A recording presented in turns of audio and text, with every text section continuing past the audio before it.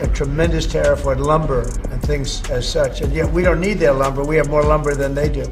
We don't need Canada's lumber. Justified. So what we expect is that we just see price increases in the U.S. And so they can, provide a little bit more lumber within their supply, but there's no way that they can replace the imports coming from Canada. Let's be clear.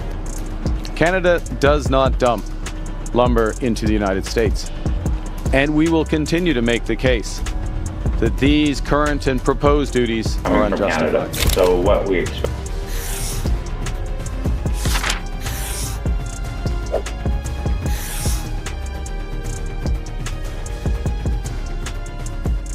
It all began with a single line that sounded more like a warning than a statement. We don't need cars or lumber from Canada. When Donald Trump said it, most dismissed it as political theater, another headline meant to stir debate. But before long, those words turned into action.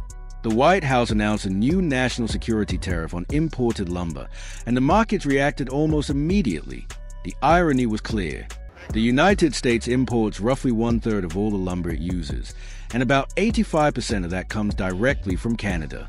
In effect, Washington had just taxed the very supply chain that sustains its housing market. With total duties approaching 45%, the highest in decades, lumber prices surged past $650 per thousand board feet, and analysts warned they could rise even higher. Experts at Brookings and the National Association of Home Builders sounded the alarm. Every additional $10,000 in housing costs, they noted, could push millions of Americans out of homeownership. What had been billed as a policy to protect American workers was now threatening one of the country's most vulnerable industries, housing, and in doing so, inadvertently strengthening Canada's hand in the global market.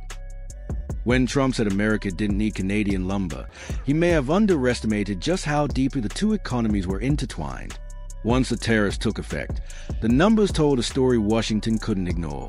Canada supplies nearly 12 billion board feet of softwood lumber each year, about a quarter of total U.S. demand. Even if every domestic mill in America operated at full capacity, the country would still face a shortfall of more than 3.2 billion board feet, a gap that simply can't be closed overnight. Some experts argue that even under the best conditions, with record investment, new mills, and a fully employed labor force, it would take 8 to 10 years for the U.S. to replace Canadian supply. And that's assuming there's enough labor, capital, and raw timber to make it happen. At present, most American sawmills are already running at about 95% capacity. Many are hampered by worker shortages, aging equipment, and limited access to timberland. The result has been predictable. Construction costs are climbing fast. Home builders now pay more for every frame, beam, and nail.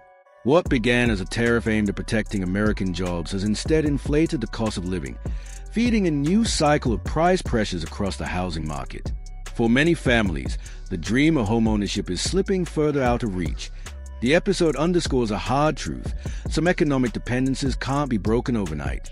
The pursuit of independence often comes with hidden costs, and in this case, those costs are being paid by American consumers, builders, and businesses.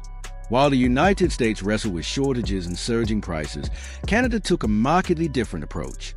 Rather than retaliate with counter-tariffs, Ottawa chose strategy over confrontation, a long-term repositioning instead of a short-term reaction. Prime Minister Mark Carney announced a $500 million support package to help softwood producers diversify their export markets and reduce dependence on the U.S.IN total. The federal government committed up to $1.22 billion, about US $870 million, to protect the industry from anti-dumping duties and strengthen its competitiveness abroad. British Columbia's Minister of Forests, Ravi Palmer, set a clear target: redirect at least 10% of Canada's lumber exports away from the U.S. and toward new markets. This wasn't just about weathering a temporary tariff dispute. For Ottawa, it was an opportunity to redefine how Canadian wood fits into the global value chain. Government reports framed this moment as a strategic pivot, a chance to re-establish Canada's place in the world's supply networks. Provinces like British Columbia and Alberta, long dependent on U.S. buyers, are now being prioritized for infrastructure investment, innovation grants, and trade missions. The goal is to build new partnerships in Asia, Europe, and beyond, ensuring that Canadian lumber has a future independent of U.S. politics. In essence, where Washington built walls, Canada began building bridges. By choosing collaboration over conflict, Canada not only protected its industry, but also positioned itself to emerge stronger in the long IUNDAS tariffs reshaped North American trade. The contrast between the two neighbors has become striking. The U.S. turned inward, focusing on protectionism and domestic revival. Canada looked outward, using adversity as a springboard to expand its global reach. For decades, nearly 90% of Canada's lumber exports flowed south across the border.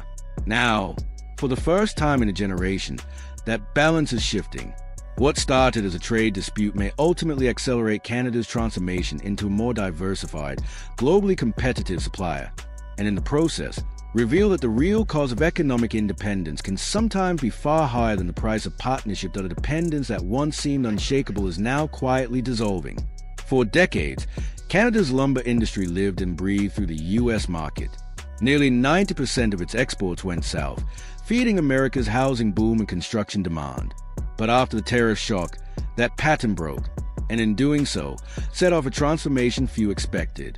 Canadian producers began to look outward, expanding into South Korea, Vietnam, India, Australia, the United Kingdom, the European Union, and emerging markets across the Middle East and North Africa. Japan, once a secondary buyer, quickly saw opportunity.